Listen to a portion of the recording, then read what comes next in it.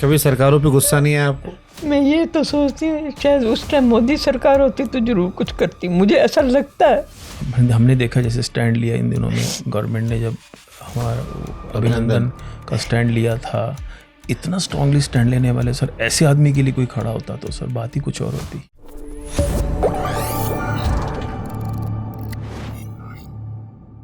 आप आगे नहीं बढ़ पाए रविंद्र से अभी तक, ऐसा लगता है मुझे। कभी किसी ने कहा आपसे कि अब आगे बढ़ जाइए, यही जीवन, आगे बच्चे हैं? कौन कहेगा, आप बताइए कौन कहेगा ऐसे आके?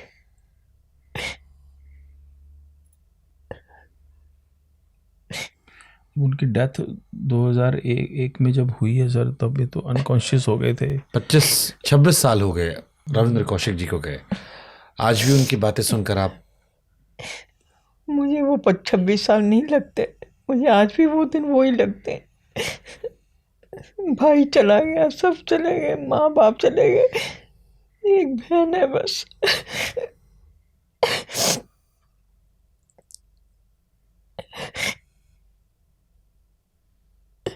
मैंने आपको बताया ना, इसकी सारी कहानी दब के रह जाती अगर ये नहीं उसको उठाता तो।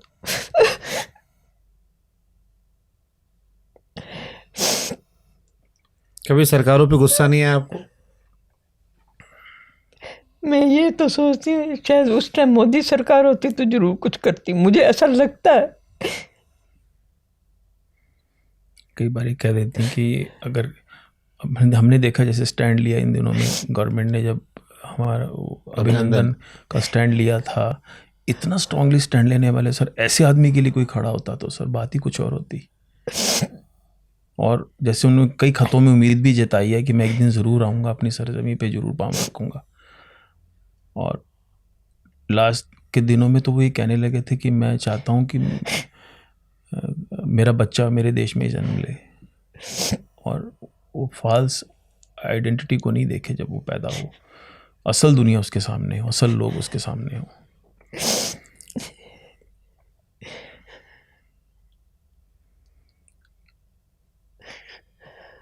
तो इसलिए सर ज़्यादा हम लोग मीडिया में कभी गए नहीं। इसका कारण ये भी है, आपके आए तो 2013 में इन्होंने दिया, उसके बीच में काफ़ी ऐसे लोकल भी अप्रोच होती है, तो मुझे पता था ज़्यादा कह नहीं पाते हैं। फिर क्या वो आपकी माता जी का अंतिम समय कैसा था रविंद्र के जाने के बाद?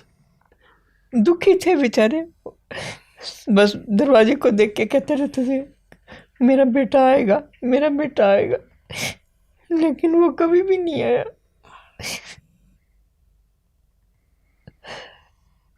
उनकी एक आदत थी सर, मैंने देखा है, मतलब बड़ी अजीब सी थी मेरी नानी माँ की आदत। वो कोयले से ना वो लाइन दीवारों पे कहते ना, लाइनें खींच देते थे, आएगा कि नहीं आएगा, आएगा कि नहीं, क्रॉस कर किस पे खत्म होती थी, फिर वो उस पे बैठ के सोचती रहती थी कई देर बाद।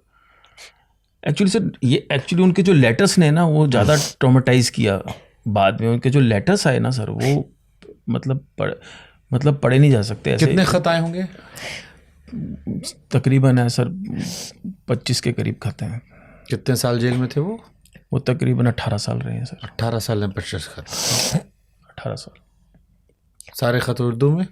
हाँ, कुछ उर्दू में है इनिशियली, और फिर उन्होंने इधर भी हमें इन्फॉर्मेशन दी थी कि भी मैं आपको खत मेरे उर्दू में ही मिलेंगे ज़्यादा। और फिर बीच में वो जब हिंदी में भी 1-2 खत आए उनके, और इंग्लिश में भी आए। लास्ट के खत हैं जो उनके, वो इंग्लिश में भी हैं लिखे हुए। तो ये अलग अलग भाषाओं में खत क्यों? और सर मुझे लगा कि क्योंकि इनिशली तो जब वो उनको कैद तन्हाई में नहीं भेज रखा था, जब तक उनके बारे में वो यहाँ इंडिया जब खत लिखते थे तो वो हिंदी में लिख रहे थे उस वक्त तक। तो फिर जब उनको इनिशली खत, उनका जो पहला खत आता है वो कोट लखपत जेल से आता है, लाहौर से।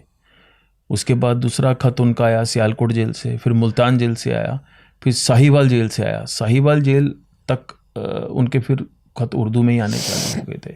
वो भी बहुत टाइम बाद आता था सर। एक पीरियड तो ऐसा बीता है लगभग 5 से 6 साल का, जब कोई खत किताबत कुछ नहीं था, कोई राब्ता नहीं था उनसे।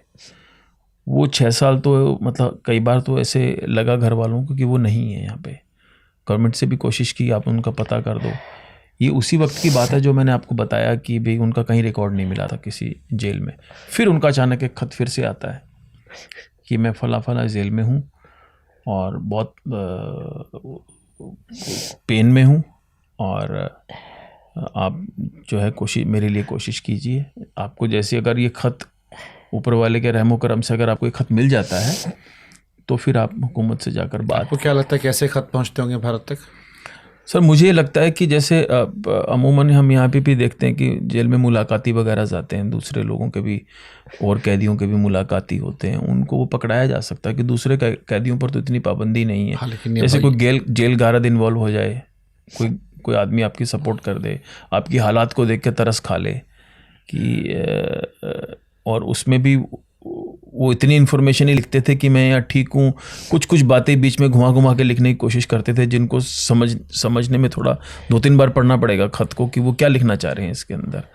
तो मैं बहुत कोशिश करके खतों को पढ़ा है मैंने। फिर भी पाकिस्तान क्योंकि गैर मुल्क है, हाँ जी, और वहाँ कोई मदद करे तो वो गद्दार होगा अपने मुल्क का। हाँ बिल्कुल। लेकिन मुझे लगता है कुछ लोगों में शायद वहाँ पर मर्सी दिखाई होगी उनके ऊपर कुछ लोगों ने, तभी ये खत यहाँ हिंदुस्तान तक पहुँचे। लेकिन और कोई जरिया तो नहीं था सर। क्या हो सकता है रॉ के थ्रू आए हों?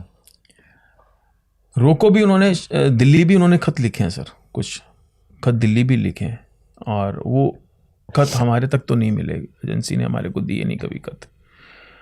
और करामत ने भी कुछ खत मुझे दिए हैं सर। करामत कौन?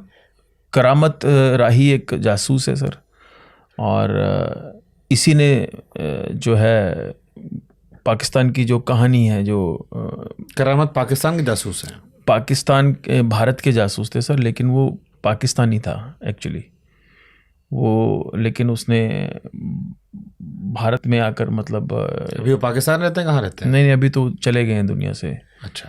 2018 में वो एक्सपायर हो गए गुरदासपुर के अंदर, इंडिया के अंदर। तो उन्होंने मियाँ वाली जेल के अंदर 2 से 3 साल रविंद्र कौशिक के साथ बिताए हैं उन्होंने जेल के अंदर सर। और उसी में वो भी पकड़े गए थे? हाँ जी, वो भी पकड़े गए थे। उनको पाकिस्तान में कहते हैं रविंद्र जी ने ही रिक्रूट किया था उनको पाकिस्तान के। उन्होंने बताया मेरे को कि वो पंजाबी फिल्मों में वहाँ राइटर थे, वहाँ लिखा करते थे और ये वहाँ थिएटर किया करते थे। उन दिनों की मुलाकात थी ये, और वहीं से वो मुलाकात को उन्होंने अपने हिसाब से डेवलप करके उसको अपना एसेट बना लिया करामत राही को। फिर दोबारा इनकी मुलाकात होती है जब ये जेल में मिलते हैं, मियाँ वाली जेल के अंदर, और 2000 की ईद पे इनकी मुलाकात हुई है, जिसमें 2 से 3 दिन का टाइम इनको मिला बात करने का। उसमें काफ़ी कुछ उन्होंने बताया, अपने पुरानी ज़िंदगी के बारे में भी बताया। तो करामत से आप कैसे मिले?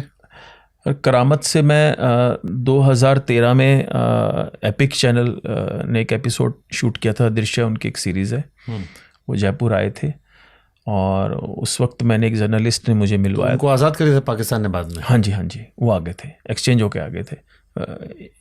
एक्सचेंज होते जासूस जैसे एक के बदले एक छोड़ा जाता है, उस एक्सचेंज में वो आ गए थे इंडिया। ओके। हाँ जी। तो क्या बताया उन्होंने आपको? उन्होंने उधर की पूरी कहानी उन्होंने बताई जितनी उनको रविंद्र कौशिक जी ने बताई थी कि भाई मैं ऐसे करके हिंदुस्तान में रहा और ऐसे आया, और मेरा निकाह ऐसे हुआ और मेरा बच्चा है पाकिस्तान के अंदर, और इस तरह मैंने इतने काम जो हैं मेरे मुल्क के लिए किए हैं, मैंने अपने देश के लिए ये काम किए हैं। और उनकी हालत बहुत ख़राब थी, तो करामत ने कहा कि मुझे उनकी हालत देखकर ये लग रहा था कि मतलब इनमें अब ज़्यादा जान बची नहीं है। तो उन्होंने कहा कि ज़्यादा उनका डिमोरलाइजेशन कहाँ हुआ है सर, कि जब मुशर्रफ साहब ने एक इंडिया में विज़िट की थी, हमने आगरा में एक समिट हुई थी सर, उस वक्त पाकिस्तान की जेलों में ये बहुत चल गया था कि शायद यहाँ से बहुत सारे कैदी छोड़े जाएंगे, और रविंद्र कौशिक जी को बहुत उम्मीद थी उसमें छूटने की, और बहुत उम्मीद से वो वहाँ थे कि मेरे को, लेकिन वो समिट फेल हो गई सर, इस कंसर्न में फेल हो गई कि कोई कैदी वहाँ छोड़े नहीं गए, ना पाकिस्तान के हमने छोड़े, ना पाकिस्तान वालों ने हमारे छोड़े। उसके बाद वो डिमोरलाइज हो गए। फिर ये 2000 की ईद जब आती है तब उन्होंने ये बात उनको बताई थी कि यार मैं जो है, मुझे लगता नहीं है कि मेरा ज़्यादा टाइम है अभी इस दुनिया में। वहाँ मैंने सुना कई बीमारियों से भी ग्रसित थे वो। हाँ जी, टीबी हो गया था और सांस की भी चेस्ट में भी सांस भारी आता था और जो खून है उनकी बॉडी में बहुत कम बचा था। जब हमने यहाँ रिपोर्ट दिखाई है, चलना भी मुश्किल था, बेड़ियां बांधी हुई थी पैरों में भी, गले में। हाँ, अब ये नहीं पता सर, ये तो मतलब एक कैद तो है ही यहाँ पर, और दूसरी कैद उनके ये बेड़ियों वगैरह की कैद क्यों थी, ये समझ नहीं आया।